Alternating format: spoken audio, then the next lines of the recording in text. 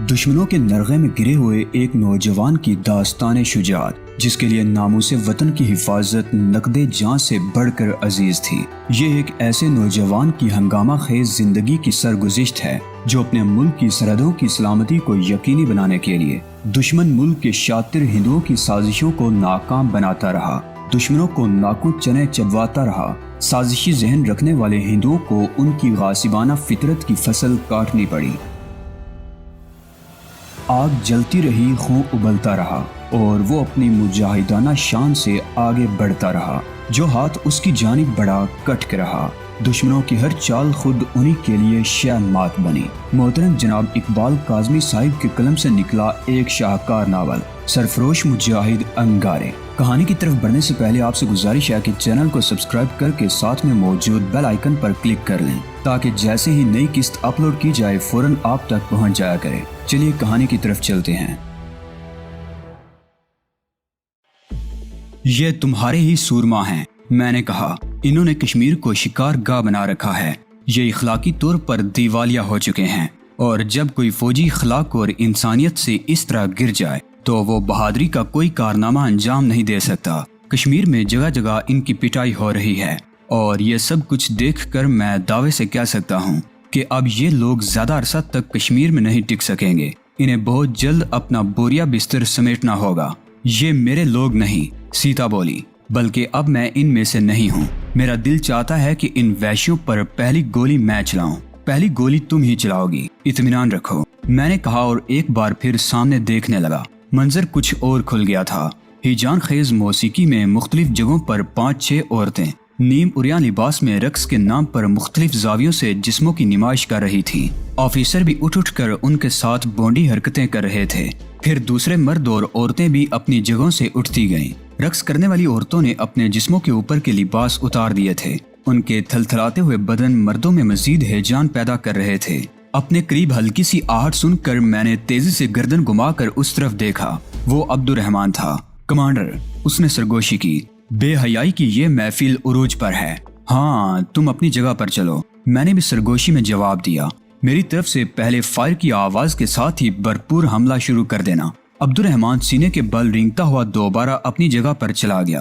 میں نے ایک بار پھر ریسٹ ہاؤس کی طرف دیکھا۔ کناتوں کے باہر تھوڑے تھوڑے فاصلے پر کچھ باوردی فوجی ٹہل رہے تھے۔ وہ یقیناً گارڈ ڈیوٹی پر تھے۔ ریسٹ ہاؤس کے پرلی طرف کئی کاریں اور جیپیں کھڑی تھیں۔ 3 ہیوی ٹرک بھی تھے۔ ریسٹ ہاؤس کے برآمدے اور لان میں بے حیائی اور بے غیرتی کا مظاہرہ عروج پر پہنچ چکا تھا، اور میرے خیال میں رنگ رلیاں منانے والے ان اعلیٰ ہندو فوجی افسروں اور عورتوں کی تعداد 60 اور 70 کے درمیان رہی ہوگی۔ ان میں 3 سکھ آفیسر بھی تھے۔ ان کے سروں پر بنی ہوئی پگڑیاں ان کی قومیت کی نشاندہی کر رہی تھی۔ پہلے کبھی رائفل چلائی ہے نا؟ میں نے سیتا کی طرف دیکھتے ہوئے سرگوشی کی۔ ہاں، میرے ماما کے پاس بھی ایسی ہی سب مشین گن تھی۔ سیتا نے اپنی رائفل پر ہاتھ مارتے ہوئے سرگوشی میں جواب دیا۔ اس نے مجھے یہ رائفل چلانا سکھائی تھی۔ پہلی مرتبہ فائر کیا تھا تو کندھے پر بڑے زور کا جھٹکا لگا تھا، اور پھر رائفل کو مضبوطی سے تھامو اور چلا دو پہلی گولی، میں نے کہا۔ ہم دونوں سینے کے بل لیٹے پوزیشن لیے ہوئے تھے۔ میں نے سیتا کی طرف دیکھا۔ رائفل پر اس کے ہاتھ کانپ رہے تھے۔ رائفل کو مضبوطی سے پکڑو اور ٹرائگر دبا دو، میں نے اس کا حوصلہ بڑھاتے ہوئے کہا۔ سیتا کے جسم میں معمولی سی حرکت پیدا ہوئی، اور پھر فضا تڑتڑاہٹ کی آواز سے گونج اٹھی۔ سیتا نے ٹرائگر تو دبا دیا تھا، مگر رائفل کا رخ بھی ذرا سا اوپر کو اٹھ گیا تھا، اور گولیاں ریسٹ ہاؤس کا رخ کرنے کی بجائے آسمان پر ٹمٹماتے ہوئے ستاروں کو نشانہ بنانے کے لیے بلندیوں کی طرف چلی گئی تھی۔ فائرنگ کی آواز گونجتے ہی ریسٹ ہاؤس کے لان میں بھگدڑ سی مچ گئی، اور ٹھیک اسی وقت دونوں پہاڑیوں پر پھیلے ہوئے مجاہدین نے بھی فائر کھول دیا۔ ان کے ہتھیار انگارے اگلنے لگے۔ عبد الرحمن بھی سب مشین گن سے ریسٹ ہاؤس کی طرف گولیاں برسا رہا تھا۔ سیتا کی رائفل جھٹکا لگنے سے اس کے کندھے سے چھوٹ گئی تھی۔ میں نے لپک کر رائفل اس کے ہاتھ میں تھما دی۔ شاباش، میں نے اس کا کندھا تھپ تھپایا۔ اب تمہیں کوئی خوف نہیں آنا چاہیے، دبا دو ٹرائگر۔ سیتا کا خوف واقعی دور ہو گیا تھا، اور اب وہ بڑی نپی تلی فائرنگ کر رہی تھی۔ میں نے بھی اپنی سب مشین گن سنبھال کر فائر کھول دیا۔ ریسٹ ہاؤس کے لان میں عجیب تماشا نظر آ رہا تھا۔ کچھ لوگ اپنے آپ کو بچانے کے لیے ریسٹ ہاؤس کی عمارت کی طرف بھاگ رہے تھے، کچھ بدحواسی میں ادھر ادھر دوڑ رہے تھے۔ ان کے ٹکرانے سے دونوں طرف کی کناتیں گر گئی تھی، اور کئی لوگ کناتوں کی رسیوں سے الجھ کر گرے تھے۔ وسیع لان میں کئی لاشیں گری تھیں، ان میں مرد بھی تھے اور برہنہ عورتیں بھی۔ میزیں اور کرسیاں الٹ گئی تھیں۔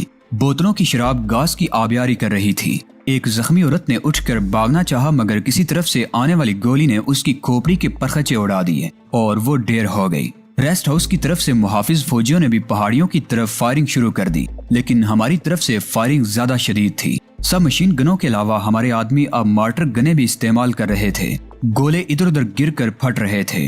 ایک گولا ریسٹ ہاؤس کی چھت پر گرا جس سے چھت کا وہ حصہ اڑ گیا۔ عبد الرحمان سے پرلی طرف بیٹھے ہوئے مجاہد نے راکٹ داغ دیا۔ راکٹ ریسٹ ہاؤس کی عمارت سے ٹکرا کر پھٹا اور دیوار میں سوراخ کرتا ہوا اندر چلا گیا۔ ایک اور راکٹ پھٹا اور اس کے ساتھ ہی تاریکی چھا گئی۔ غالباً بجلی کا جنریٹر بھی زد میں آ گیا تھا۔ اندھیرا ہونے سے پہلے میں نے عورتوں اور مردوں کی کئی لاشیں گرتی دیکھی تھی۔ ہماری طرف سے فائرنگ اندھیرا ہونے کے بعد بھی کئی منٹ تک جاری رہی۔ فائرنگ کے شور میں چیخوں کی آوازیں بھی واضح طور پر سنائی دے رہی تھی اور پھر اندھیرے میں چلایا گیا مارٹر کا ایک گولا کسی ٹرک پر گرا۔ ٹرک کے پرخچے اڑ گئے اور شعلوں نے قریب کھڑی ہوئی 2 جیپوں کو بھی لپیٹ میں لے لیا۔ عبد الرحمان سینے کے بل تیزی سے رینگتا ہوا میرے قریب آ گیا۔ فائرنگ جاری رکھیں کمانڈر، اس نے پوچھا۔ اب کوئی فائدہ نہیں، اپنے آدمیوں کو واپسی کا حکم دے دو، میں نے کہا۔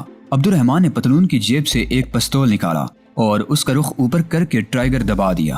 روشنی کی لکیر آسمان کی طرف اٹھتی چلی گئی اور پھر تاریکی میں سرخ رنگ کی روشنی کا ایک چھوٹا سا گولا نمودار ہوا جو پھل جڑی کی طرح بکھر گیا۔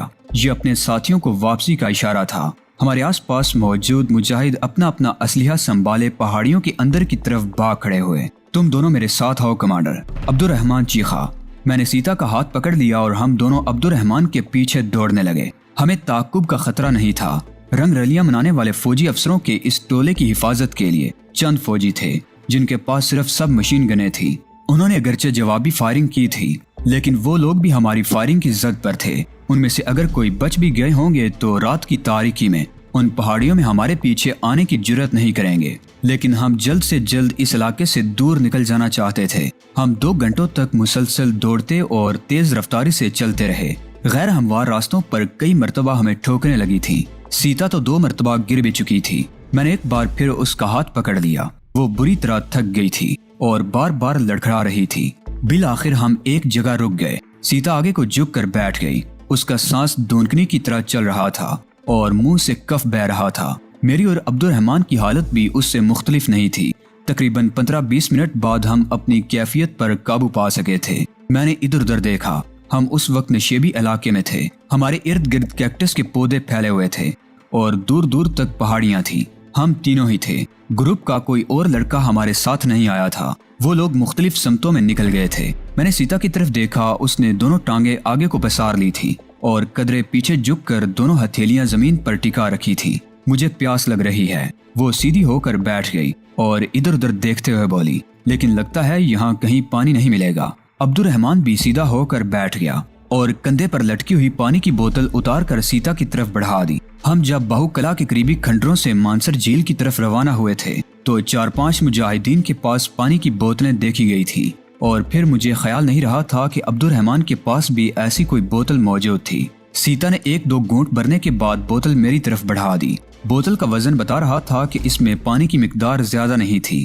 میں نے بھی صرف 2 گھونٹ بھرنے کے بعد بوتل عبد الرحمان کی طرف بڑھا دی۔ اس نے بھی 1-2 گھونٹ بھرے اور ڈھکنا بند کر کے بوتل دوبارہ کندھے پر لٹکا لی۔ میں تو سمجھا تھا کہ تم وہاں سے بھاگ نکلو گی یا کہیں دبک کر خوف کے مارے تھر تھر کانپنے لگو گی، لیکن تم تو بہت بہادر ثابت ہوئی، میں نے سیتا کی طرف دیکھتے ہوئے کہا۔ پہلا جھٹکا تو میرے لیے واقعی ناقابل برداشت تھا۔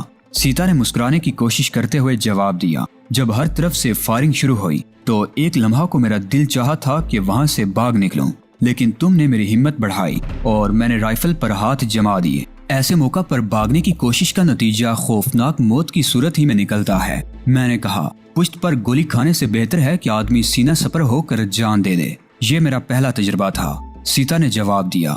آئندہ ایسا کوئی موقع آیا تو سینہ تان کر کھڑی ہو جاؤں گی۔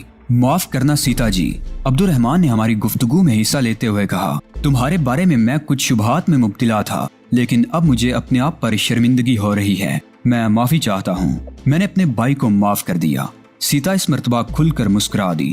دراصل میرا نام سن کر کوئی بھی یقین نہیں کرے گا کہ مجھے حریت پسندوں سے ہمدردی ہے، جبکہ حقیقت یہ ہے کہ اب میں اپنے آپ کو انہی میں سے ایک سمجھتی ہوں اور آپ لوگوں کی تحریک میں رہتے ہوئے اپنی جان تک دے دوں گی اور امید کرتی ہوں کہ اس کے بدلے میں مجھے اس آزاد دھرتی پر دفن ہونے کے لیے 2 گز جگہ تو مل ہی جائے گی۔ آپ نے حریت پسندوں کا ساتھ دینے کا فیصلہ کیوں کیا؟ عبد الرحمن نے پوچھا۔ یہ کہانی زیادہ پیچیدہ نہیں، سیتا نے جواب دیا اور اپنے ماما کی بستی میں پیش آنے والے واقعے کے بارے میں بتانے لگی۔ آخر میں وہ کہہ رہی تھی، شمروز کے کردار اور اس کی باتوں نے بھی مجھے متاثر کیا، اور تب مجھے ادراک ہوا کہ میں نے غلط دھرتی پر غلط گھر میں اور غلط وقت پر جنم لیا تھا۔ مجھے تو سرزمین کشمیر کے کسی مسلمان گھرانے میں جنم لینا چاہیے تھا، جہاں ہوش سنبھالتے ہی میرے ہاتھوں میں بندوق ہوتی اور میں اپنے ہزاروں مجاہد بھائیوں کے ساتھ دشمن سے برسر پیکار ہوتی اور لوگ مجھے انگوری کے نام سے جانتے۔ انگوری؟ عبد الرحمن بولا۔ آپ تو اس عظیم مجاہدہ سے ملی ہوں گی سیتا جی۔ نہیں، میں انگوری سے نہیں ملی، لیکن وہ واقعی بہت عظیم مجاہدہ تھی، سیتا نے گہرا سانس لیتے ہوئے جواب دیا۔ سیتا نے انگوری کو نہیں دیکھا تھا، لیکن اس کے بارے میں سن کر وہ اس سے بے حد متاثر ہوئی تھی، اور 2-3 روز سے تو وہ اکثر اسی کا تذکرہ کرتی رہتی تھی۔ ہمیں وہاں بیٹھے ہوئے تقریباً 1 گھنٹہ گزر گیا اور پھر ہم اٹھ کر آگے چل پڑے۔ عبد الرحمن کا خیال تھا کہ جموں میں بھارتی فوجی ہائی کمان کو اس واقعے کی اطلاع مل گئی ہوگی، اور ہو سکتا ہے کہ فوجی دستے ہماری تلاش میں پہاڑوں کی طرف روانہ ہو چکے ہوں۔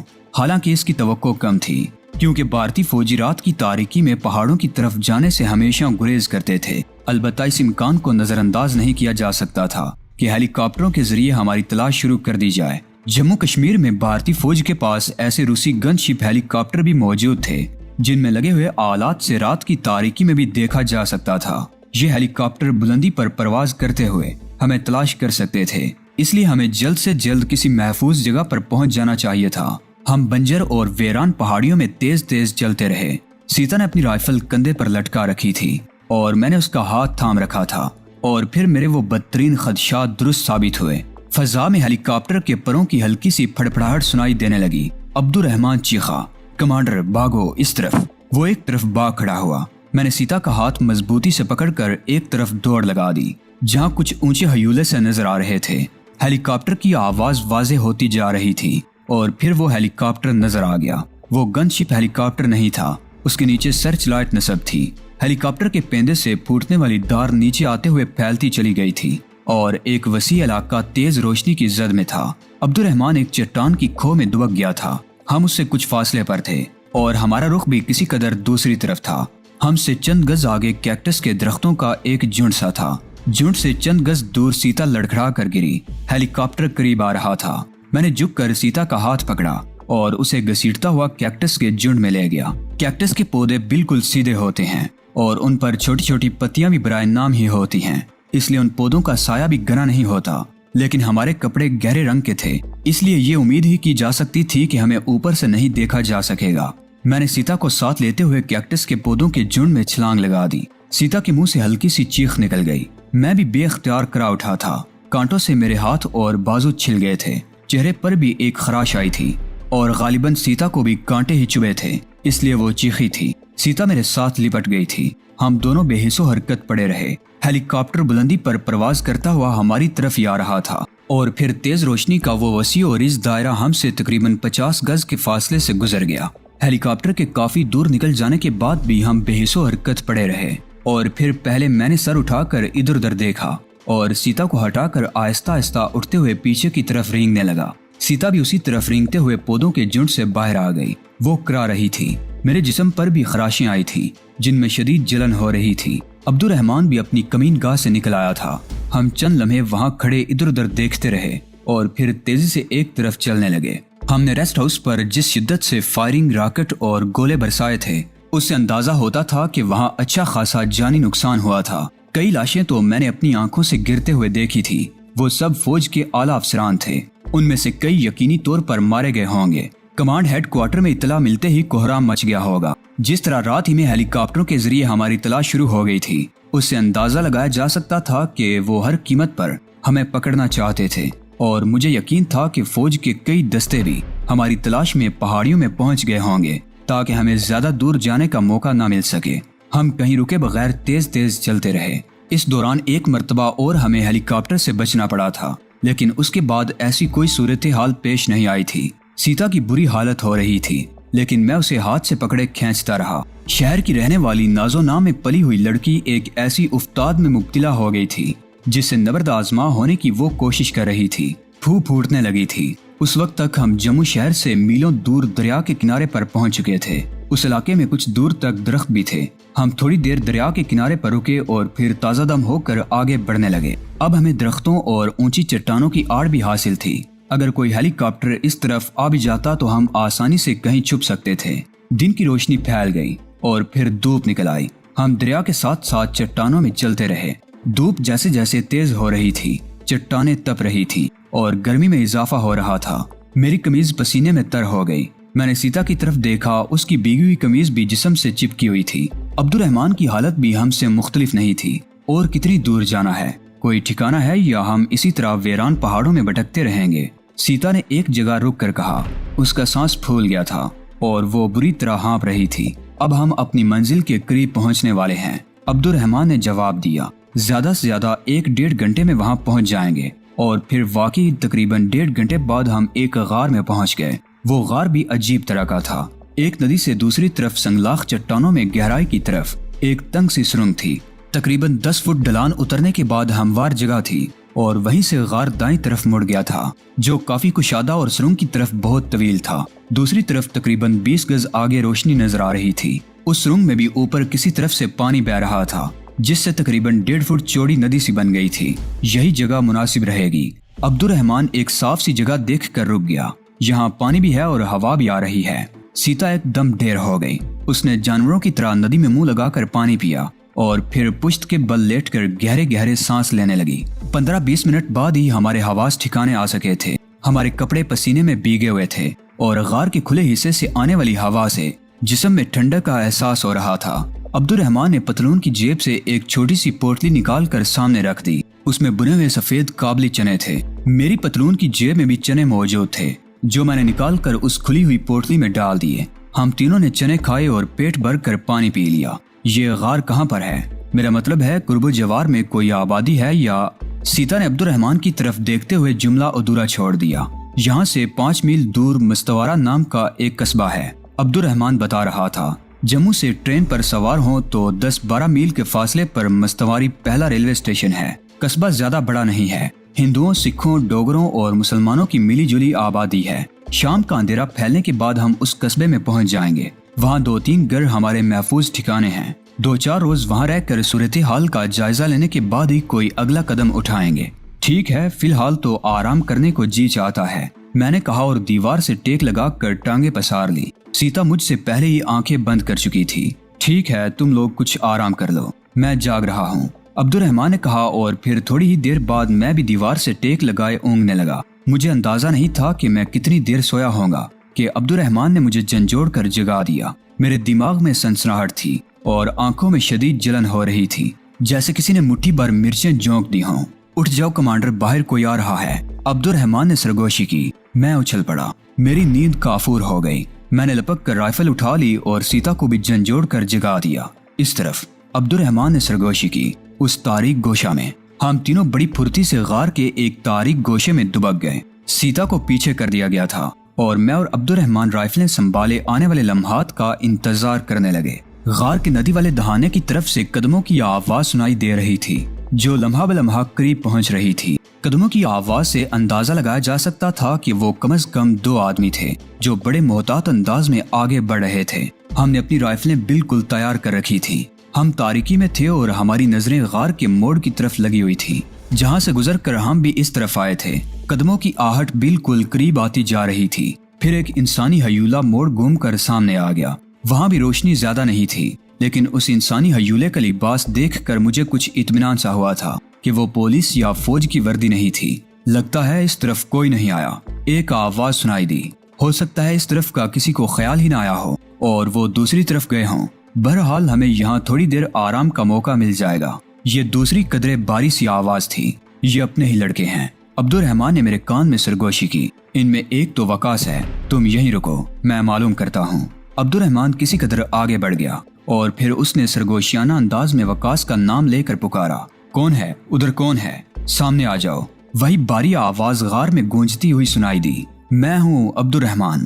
عبد الرحمن کہتے ہوئے مزید آگے بڑھ گیا اور پھر وہ دونوں بھی آگے آ گئے۔ ان میں ایک وقاص تھا اور دوسرا حمید۔ یہ دونوں بھی رات کی چھاپا مار کارروائی میں ہمارے ساتھ شامل تھے۔ میں اور سیتا بھی تاریکی سے نکل کر سامنے آ گئے۔ ہمیں دیکھ کر ان دونوں کے ہونٹوں پر خفیف سی مسکراہٹ آ گئی۔ وہ دونوں ندی کے کنارے پر بیٹھ کر منہ ہاتھ دھونے لگے اور پھر دیوار سے ٹیک لگا کر بیٹھ گئے۔ ان دونوں کے چہروں سے تھکن نمایاں تھی۔ دوستو، آج کی قسط آپ کو کیسی لگی؟ کامنٹ باکس میں اپنی قیمتی رائے کا اظہار لازمی کریں۔ ویڈیو کو لائک کر کے اپنے دوستوں عزیزوں سے لازمی شیئر کریں۔ چینل کو لازمی سبسکرائب کریں۔ اگلی ویڈیو تک اجازت دیجیے، تب تک اپنا اور اپنے اس چینل اعلان حقیقت کا خیال رکھیے گا۔ اللہ نگہبان۔